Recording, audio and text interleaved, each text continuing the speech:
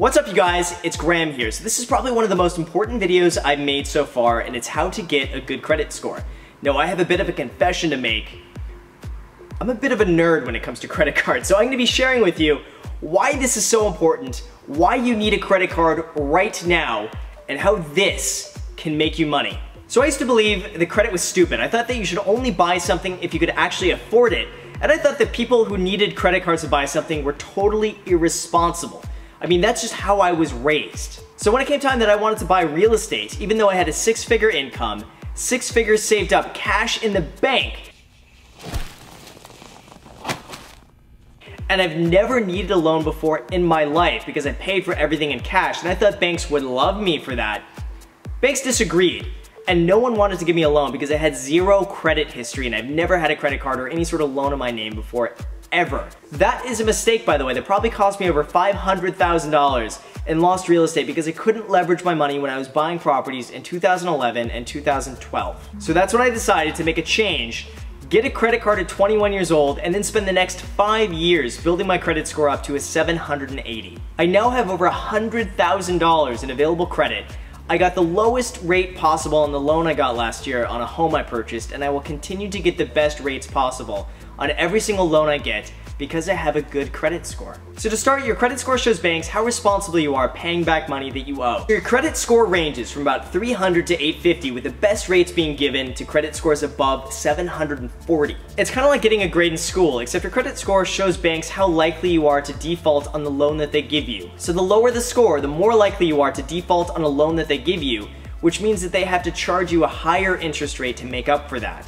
Or worst case, they just say, nah, and they want nothing to do with you because if you're like me, you didn't have any credit score to begin with. Likewise, if you have a high credit score, you're less likely to default on the loan and you're a safer bet for the bank, and they will charge you less interest because of that, saving you money. So if you want to invest in real estate, get a business loan, leverage your money, grow your wealth, you're going to need a good credit score. It's not so much about getting in debt, by the way, it's just showing banks that you're responsible with the debt that you're given and can pay it off on time every single month as agreed. So they calculate your credit score based off several factors. Now the first factor is how long you've had credit for. The longer you've had your credit, the more history you have and the higher the score you'll get. That's why it's so important, if you don't have a credit card right now, get a credit card because you're able to start the history earlier than if you had waited another year or so. The next is how much credit you actually use compared to how much credit you have available to you.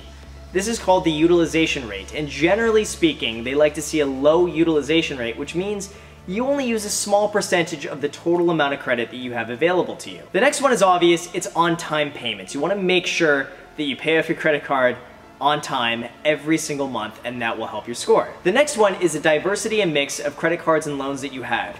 They generally like to see different types of credit cards and different types of loans, which show to the bank that you're responsible not only paying off a credit card, but also an auto loan, a lease, or a mortgage. So by showing this, generally you'll get a higher score. So the last one is total credit inquiries, which means that every time you go and apply for a new credit card or a loan, it's marked on your credit report as an inquiry. Banks don't like to see a lot of inquiries in a short amount of time because it gets them nervous that you're out there seeking as much money and credit as possible, and you're seen as a bit of a risk. But I wouldn't worry about this too much because credit inquiries only lower your score temporarily for about 6 months, so I wouldn't be too concerned about this. And for everyone starting out, it doesn't really matter anyway because you really don't have any credit to work off anyway. So if you're just starting out right now and you have zero credit, the first thing that you need to do is go to a local bank and get what's called a secured credit card.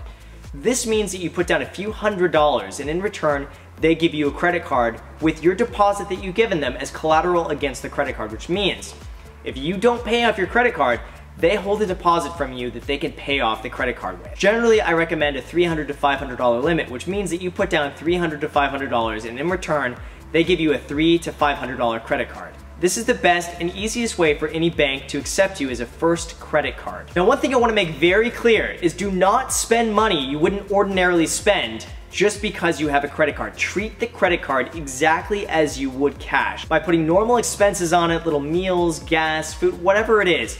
Keep minimal expenses on the credit card and make sure you pay it off in full every single month. There's a myth out there that says you should pay interest and carry a bit of a balance to increase your credit score, which is totally false. You don't need to pay any interest or any money to try to increase your credit score. That's false, just pay it off in full every single month. and use it responsibly. I'd recommend doing this for about 4 to 6 months, and that should give you enough time to build up some credit history. So after this, you'll have established a bit of credit history and you can go and apply for an unsecured credit card. I recommend the Capital One card or a Bank of America Cash Rewards card. I have both of these, and in fact, the Capital One was the first real unsecured card I got. I think I got a $500 limit at the time, but it really doesn't matter what limit you get. Just get something, and then again do the same thing, put minimal expenses on it, and pay it off in full every single month. It's very important not to get carried away by having a limit and spending more money than you would otherwise. That defeats the purpose of having credit. You don't really need to do that. Just keep it minimal and make sure you pay it off in full every single month. Just remember, all of this is just showing the bank that you're able to pay off your debt on time as agreed. So after about a year of building your credit and paying it off on time in full every single month, it's time that you can apply for a charge card. And this is a card where you don't carry a balance at all, but you pay it off in full every single month. This is great because charge cards don't show a limit on your credit report, which means that if you spend $5,000 on it, it doesn't impact your utilization rate because it doesn't show a top-end limit. Now, my favorite of the charge cards is American Express. Now, I personally have the Gold card, which offers amazing rewards and points. I'll go into more detail in a future video, but essentially I've been able to travel to and from Canada to visit family for totally free, just paying with points, which is pretty cool. So now from here, you can just continue to add to your mix of credit cards, pay it off on time, and continue to get some credit history behind you. Eventually, you can start getting more advanced and start signing up for credit card reward bonuses, which is essentially, you sign up for a credit card, you get a whole bunch of points for signing up for it, and you can use that for free airfare, trips, hotels, rental cars. Even though some of these are more advanced techniques, you can totally do this and take advantage of them when you have a good credit score. If you're interested in learning more about this, I recommend Googling credit card churning and reading more about it because it's pretty cool, and I definitely take advantage of as many credit card offers as I can. You can now also begin applying different types of debt to your mix, such as getting a mortgage, getting a car loan, a car lease. All of these things help diversify your credit report and help improve your score. So now these are a few credit card myths that I want to debunk. You don't need to pay interest to increase your credit score. You also don't need to carry a balance each month to help improve your credit score. Just pay it off in full every single month and that'll be sufficient. The next is that it does not hurt to check your own credit score. I personally check my score every single month and I use Credit Karma. I like to check it and just make sure everything's there and everything is as it should be. The next one is that it's also false that having too many credit cards will decrease your score. In fact, the opposite is true. The more credit cards you have, the more credit you have available to you, which lowers your utilization rate. So as an example, let's say that you spend $3,000 and you have $10,000 of available credit to you. Your utilization rate is 30%. Now instead, let's imagine you have $100,000, but you still spend $3,000. Now your utilization rate is 3%.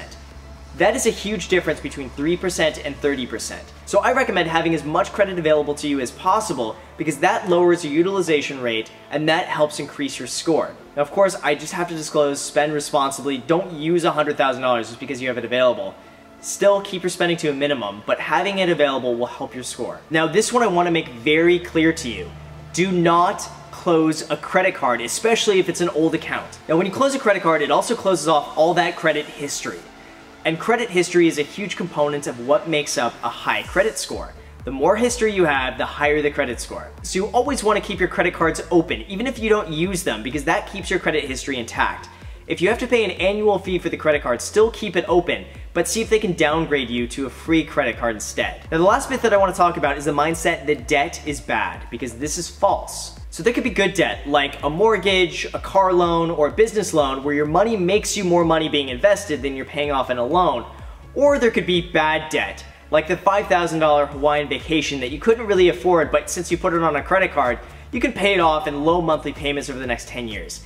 That's bad debt. There's a very clear distinction between having good debt and having bad debt. Debt is a great way to leverage your money and have it work for you, earning more money than you're paying in interest. So for instance, on a rental property, if you're paying 4% interest, but the property is making you 10%, essentially you can leverage your money and profit the difference between 4 and 10, and you profit 6%. Now keep in mind that a credit card is something to use responsibly. Now that doesn't mean you should go out and buy that really expensive Hawaiian vacation or that really cool flat screen TV, just because you have the credit available to pay for it. Use a credit card the exact same way as you would if you had cash or a debit card and treat it responsibly. Put your normal expenses on a credit card instead of paying with cash or a debit card and pay it off in full every single month. Now, if you forget to make a payment on time and you get a late payment, keep in mind that stays in your credit report for 7 years. So you really want to treat this responsibly and make sure you pay it off in full every single month. I recommend you set it up just to be paid off automatically every single month, so you don't even have to think about it, but just make sure it gets done. And that's it. I mean, it's really that simple. Put a small amount on your credit card every single month, pay it off in time, and get more credit cards and do the same thing. Pay it off in time, in full. That's it. It's really simple. Do this for a few years, adding different credit cards to the mix, adding different loans to the mix, and you're gonna have an amazing credit score to get pretty much whatever loan you want. Lenders will love you. People will be throwing money at you to borrow, and you'll be able to take full advantage of all the great credit card reward travel perks that you can imagine. Look up credit card churning because that's what I do, and it's so much fun to get into it. As always, you guys, thank you so much for watching this. This has been a really fun video for me to make because I'm so passionate about credit cards. I was in a terrible position when I was younger that I didn't have a credit card, and I fucked up massively. So if someone else is in a similar position and doesn't have a credit card yet, I really hope that this would have an impact and you get a credit card now and you just pay it off and you be responsible with it. 20 years from now, you're gonna be in a great position with a whole bunch of credit history behind you, and you will definitely be thankful that you did that. So as always, thank you again for watching. If you haven't already, click subscribe. You know what to do. Just click that little button, subscribe. I'll wait for you to do that. Do it? All right, I'm gonna trust you. I'm gonna trust you that you did it. Feel free to also add me on Instagram and on Snapchat. I post there pretty much daily, so if you want to be a part of it, feel free to add me there. And thank you again for watching, and until next time.